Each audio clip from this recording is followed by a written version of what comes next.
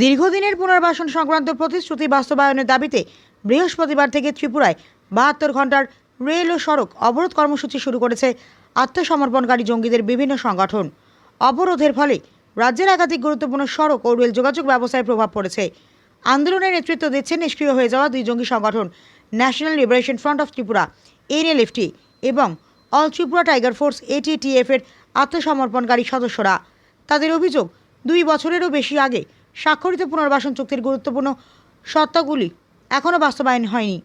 আন্দোলনকারীদের দাবি, আত্মসমর্পণকারীরা প্রায় 1200 জন প্রাক্তন জঙ্গির মধ্যে মাত্র 79 জনকে সরকারি পুনর্বাসন প্রকল্পের আওতায় স্বীকৃতি দেওয়া হয়েছে।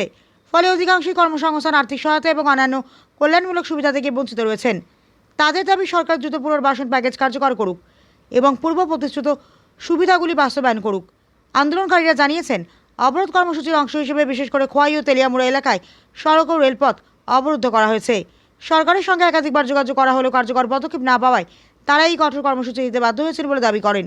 সংগঠনগুলির পক্ষ থেকে সতর্ক করে বলা হয়েছে, অবরোধ চলাকালীন সময়ের মধ্যে সরকার যদি ইতিবাচক আলোচনার উদ্যোগ না নেয় এবং দাবিগুলি পূরণের ব্যাপারে স্পষ্ট রূপরেখা না দেয়, তাহলে ভবিষ্যতে আরও বৃহত্তর আন্দোলনের পথে যাওয়া হতে পারে। তবে বৃহস্পতিবার সন্ধ্যা পর্যন্ত সরকার ও আন্দোলনকারীদের মধ্যে আলোচনার সম্ভাবনা নিয়ে তৎপরতা চলছিল। আন্দোলনকারীরা জানিয়েছেন, সরকারের পক্ষ থেকে লিখিত আশ্বাস, পুনর্বাসন প্যাকেজ বাস্তবায়নের সময়সূচি এবং বাকি প্রাক্তন জঙ্গিদের সরকারি স্বীকৃতির বিষয় সুনির্দিষ্ট সিদ্ধান্ত এলে অবরোধ প্রত্যাহারের বিষয়টি বিবেচনা করা হবে। আমরা জয়েন্টলিভাবে এই অবরোধটা করছি, আর আমরা চাই ইন্ডিয়া গভর্নমেন্ট, স্টেট গভর্নমেন্ট যত তাড়াতাড়ি সম্ভব আমাদের দাবিকে মেনে নেওয়া হোক, এটাই আমরা চাই আর কি।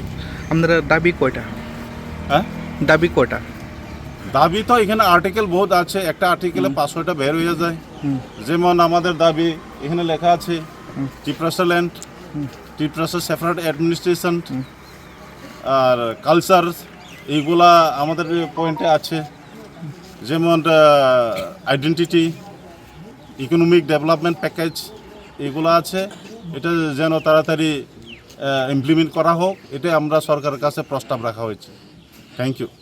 তো আমার উপজাতি ভাইয়ের কিছু দাবি দেওয়া আছে নাকি শুনলাম, তো দাবি দেওয়া পূরণের লেগে সরকারের কাছ থেকে রাখতেছি। এই বিষয়টা লইয়া আপনি সরকারের কাছে কি সন্দেশ দিতে চান? ভাই অবশ্যই তারা যদি দাবি দেওয়া থাকে, সারা দাবি দেওয়া পূরণ হোক, এটা আমরা চাই। আর আমরাও যাতে লাইন পরিষ্কার পাই, কারণ আমরা নিত্যদিনের যাত্রী। তারারও দাবি দেওয়া পূরণ হোক, আমরাও আরামসে চলতে পারি। আপনার নাম? আমার নাম সঞ্জিত বিশ্বাস, বাড়ি আগরতলা। আপনি কই যাইতেছিলেন? হ্যাঁ, আপনি কই যাইতেছিলেন? আমবাসা দিলাম। আপনি কি সার্ভিস করেন? হ্যাঁ। ব্যুরো রিপোর্ট, হাল্লা বোল।